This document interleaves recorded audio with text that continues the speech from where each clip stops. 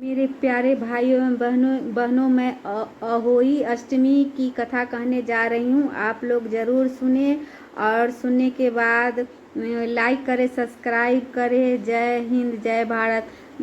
प्राचीन काल में एक साहूकार था जिसके 7 बेटे और 7 बहुएं थे। इस साहूकार की एक बेटी थी जो दीपावली के अवसर पर ससुराल से मायके आई थी। दीपावली पर घर को लीपने के लिए 7 बहुएं मिट्टी लाने जंगल में गई तो ननद भी उनके साथ जंगल की ओर चल पड़ी। साहूकार की बेटी जहाँ से मिट्टी ले रही थी उसी स्थान पर शाही अपने 7 बेटों के साथ रहती थी। खोदते हुए गलती से साहूकार की बेटी ने खुरपी से स्याहू का एक बच्चा मर गया। स्याहू इस पर क्रोधित होकर बोली, मैं तुम्हारी कोख बांधूंगी। स्याहू की यह बात सुनकर साहूकार की बेटी अपने 7 भाभियों से एक एक करके विनती करती है वह उसके बदले अपनी कोख बंधवा ले। सबसे छोटी भाभी ननद के बदले अपनी कोख बंधवाने के लिए तैयार हो जाती है। इसके बाद छोटी भाभी के जो भी बच्चे थे वह सभी 7 दिन बाद मर जाते हैं। 7 पुत्रों को इस प्रकार मृत्यु होने के बाद उसने पंडित को बुलवाकर इसका कारण पूछा।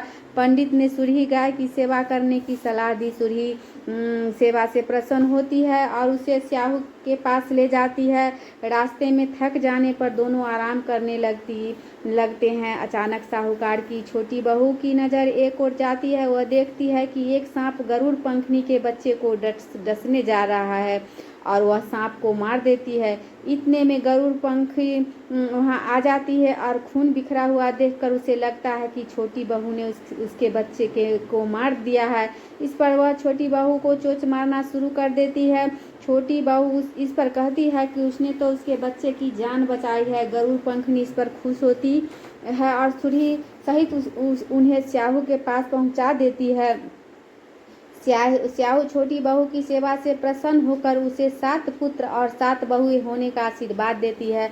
स्याहू के आशीर्वाद से छोटी बहू का घर पुत्र की बधुओं से हरा भरा हो जाता है। अहोई अष्टमी का अर्थ एक प्रकार से यह भी होता है अनहोनी को होनी बनाना, जैसे साहूकार की छोटी बहू ने कर दिखाया था। दंत कथा के अनुसार एक बार एक औरत अपने 7 पुत्रों के साथ एक गांव में रहती थी। एक दिन कार्तिक महीने में वह औरत मिट्टी खोदने के लिए जंगल में गई। वहां पर उसने गलती से एक पशु के शावक की अपनी कुल्हाड़ी से हत्या कर दी। उस घटना के बाद उस औरत के 7 पुत्र एक एक के बाद एक मृत्यु को प्राप्त हो गए। इस घटना से दुखी हो कर उस औरत ने अपनी कहानी गाँव की हर एक औरत को सुनाई। एक बड़ी औरत ने अपनी कहानी गांव की हर एक औरत को सुनाई। एक बड़ी औरत ने उस औरत को यह सुझाव दिया कि वह माता अहोई अष्टमी की आराधना करे। पशु के शावक की सोते हुए हत्या के पश्चाताप के लिए उस औरत ने शावक का चित्र बनाया और माता अहोई अष्टमी के चित्र के साथ रखकर उनकी पूजा करने लगी। उस औरत ने 7 वर्षों तक अहोई अष्टमी का व्रत रखा। आखिर में उसने 7 पुत्र फिर से जीवित हो गए। अहोई अष्टमी व्रत का महत्व जान लेने के बाद आइए अब जाने कि यह व्रत किस प्रकार किया जाता है।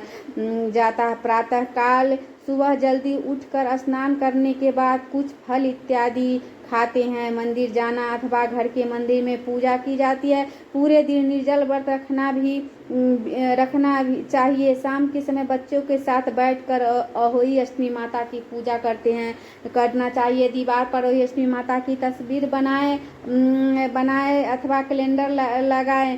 शाम को तारा निकलते हैं उनको जल व खाना अर्पण करके व्रत खोले।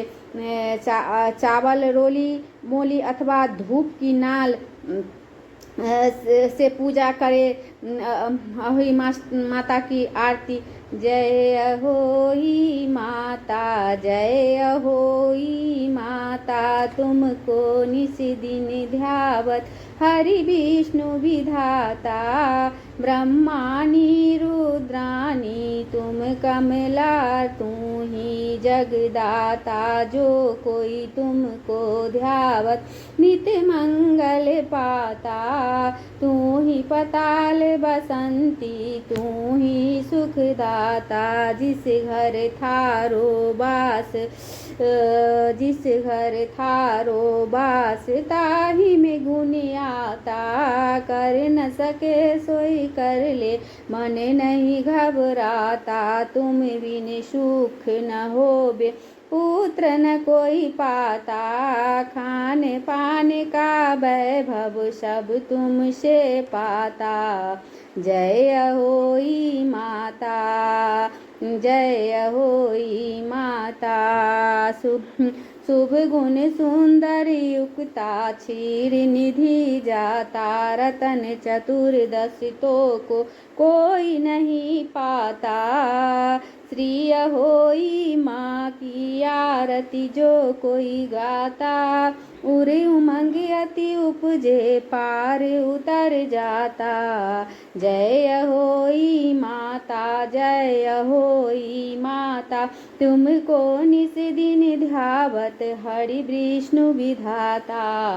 जय होई माता, जय होई माता, जय होई माता। अहोई माता है सुनी ल विनती हमारे, अहोई माता है सुनी लहु अरजी हमार।